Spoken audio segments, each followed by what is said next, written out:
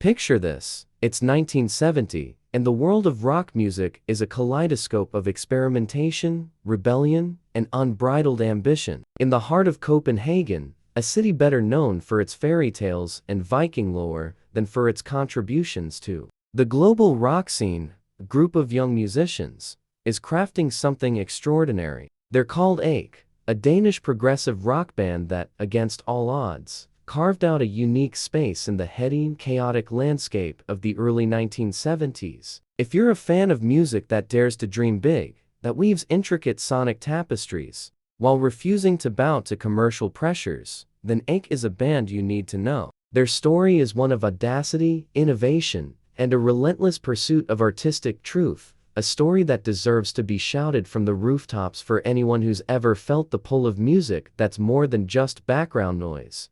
Let's set the scene. The late 1960s were a crucible for musical evolution. In Britain, bands like Pink Floyd, King Crimson, and the Nice were redefining rock, blending it with classical, jazz, and psychedelic influences to create what we now call progressive rock. Across the North Sea, Denmark's music scene was less heralded, but no less vibrant. The countercultural underground of Copenhagen was buzzing with hippie ideals, avant-garde experimentation, and a hunger for something new. It was in this fertile ground that Ache was born in 1968, a band forged from the ashes of a beat group called the Harrows. The original lineup: Torsten Olufsen on bass and vocals, Finn Olufsen on guitar, Peter Mellon on Hammond organ, and Glenn Fisher on drums, was a group of teenagers and a 20-year-old with big ideas and bigger dreams. They weren't content to churn out covers or mimic the pop hits of the day.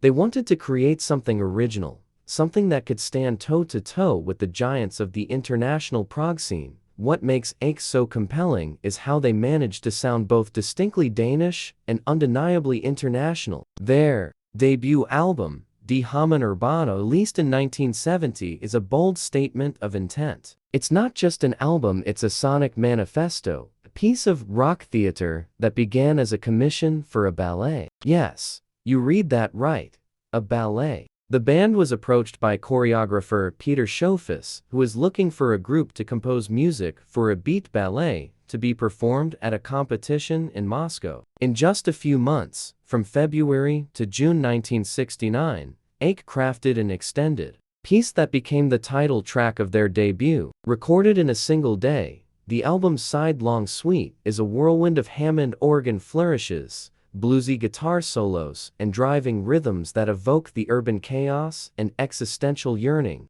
of its title, which translates to "of the urban man." The second side, featuring the shorter but equally ambitious Little Thing, draws inspiration from the Beatles' Every Little Thing, but transforms it into something darker, more introspective, and unmistakably prog. The music of Die Hammen Urbano is a heady mix of symphonic grandeur and psychedelic grit. Peter Mellon's organ work is the heart of the album, channeling the spirit of Bach's chorales and the raw energy of the Nice's Keith Emerson. His classical training, honed at the Copenhagen Conservatory, brought a level of sophistication to the band's sound that was rare for a group of such young musicians. Finn Olufsen's guitar, meanwhile, is a revelation, bluesy yet psychedelic, with a raw edge that cuts through the organ's waves of sound. Torsten Olufsen's bass and Glenn Fisher's drums provide a rock-solid foundation, anchoring the music's more adventurous flights.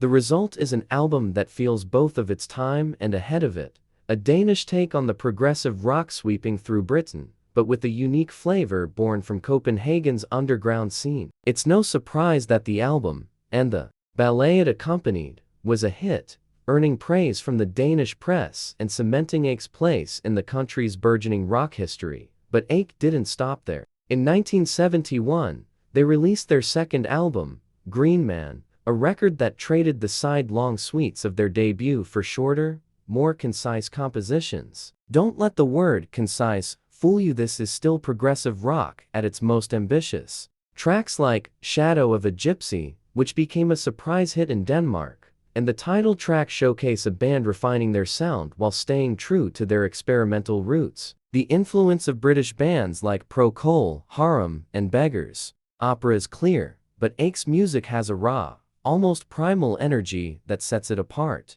Mellon's organ remains the star, weaving melodic textures that are both haunting and uplifting, while Finn Olafsson's guitar adds a fiery, almost Hendrix-like intensity. The vocals, shared by Torsten and Finn, carry a soulful, almost choir-like quality that adds depth to the music's psychedelic undertones. Green Man is a snapshot of a band at the peak of their powers, confident enough to experiment, but grounded in a fierce commitment to their craft. What's remarkable about Ache is how they managed to create such a sophisticated sound with relatively limited experience. Mellon, the most formally trained of the group, had been playing piano and horn since childhood, but the others Finn, Torsten, and Glenn had only a few years of musical experience under their belts when they formed the band. Yet their compositions are anything but amateurish. They draw from a wide range of influences, from Bach to the Beatles, from the blues to the avant-garde,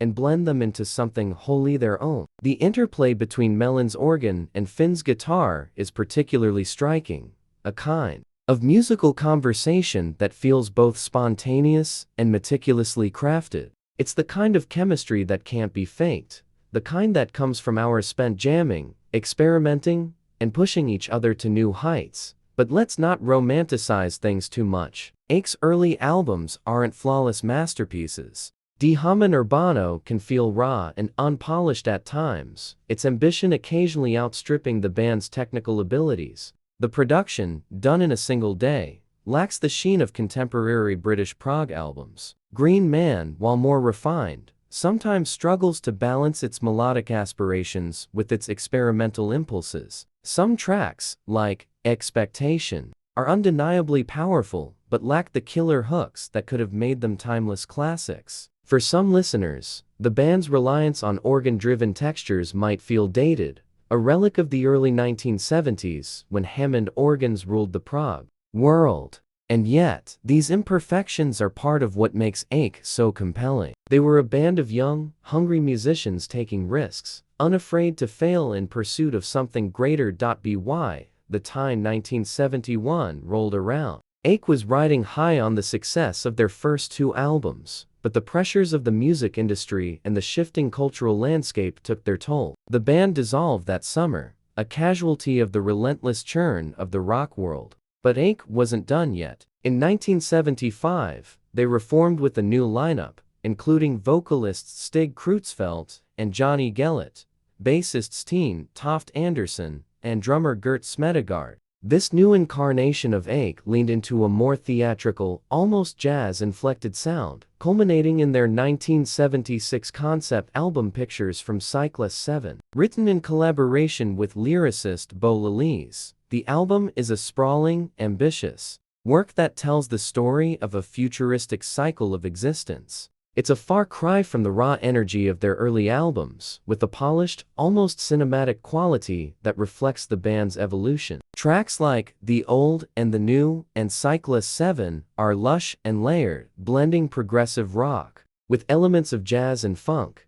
Pictures from Cyclist 7 was a bold step forward, but it failed to capture the public's imagination the way their earlier work had. By 1976, the music world was changing. Punk was on the rise, and the grandiose ambitions of progressive rock were starting to feel out of touch. Ache's live performances, however, remained a draw, with critics praising their energy and musicianship. Their 1978 album, Belle Somme Alted, Blue as Always, took a surprising turn toward folk-oriented rock, a move that alienated some fans, but showed the band's willingness to evolve. It's a quieter, more introspective record, one that feels like a farewell to the heady days of the early 1970s. After Belle Somme Alted, Ache's activity became sporadic, with occasional reunions and performances but no major new releases.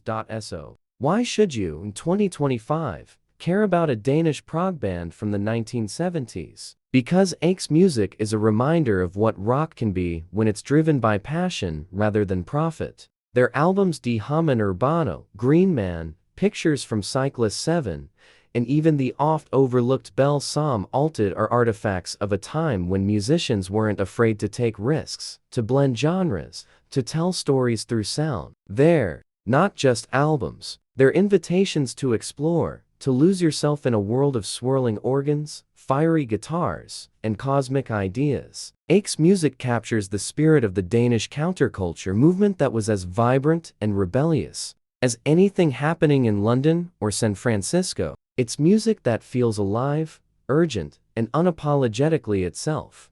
Let's be honest, Ache isn't going to be everyone's cup of tea. If you're looking for polished pop or instant earworms, you'll probably find their music too dense, too demanding. But if you're the kind of listener who craves music that challenges you, that takes you on a journey, then Ache is your band. Their albums are like time capsules, preserving the raw energy and boundless creativity of a moment when anything seemed possible. Dig out Die Hamen Urbano and let its organ-driven intensity wash over you.